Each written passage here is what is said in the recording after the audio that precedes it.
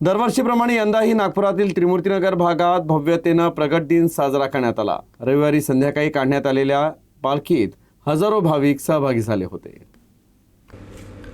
नागपुरातील त्रिमूर्तीनगर भागात साजरा होणारा प्रगट दिन उत्सव नागपूरसह आजूबाजूच्या भागात प्रसिद्ध आहे।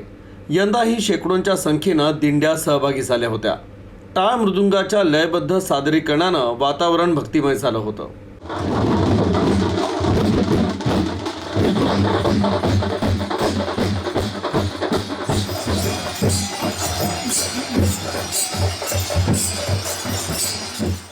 परिसरातील भाविक देखील हजारोंच्या संख्येनं पालखीत सहभागी झाले होते। त्रिमूर्तीनगर मंदिरापासून सुरू झालेली ही पालखी यात्रा रिंग रोडद्वारे स्वावलंबीनगर प्रतापनगरपर्यंत आणि परत मंदिरापर्यंत आली।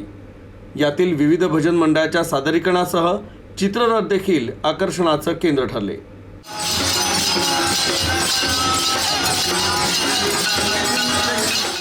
तरी सर्व महाराजांचीच कृपा असून सर्व भाविक भक्त एकत्र येऊन हे आयोजन करतात असं मनोगत मंदिराच्या अध्यक्षांनी व्यक्त केलं। व्यवस्था आहे, सर्व लोकच पाहतात, लोकच करतात स्वच्छतेने आणि आम्ही त्यांचे सेवादारी माणसं आहोत, सेवादारी सेवा करणारे लोक आहोत। दिंडीमध्ये किती भाविक सहभागी होतात? भाविक आज दिवसभरात कमीत कमी 1 ते 1.5 लाख लोक आले। 1 ते 1.5 लाख कारण प्रचंड प्रमाणात गावच्या दिंड्या येतात आणि गावोगावचे लोकही येतात। तसा याला दुसरं लहान सेगाव समजतात लोक आणि हे लोकांनीच केलेलं आहे।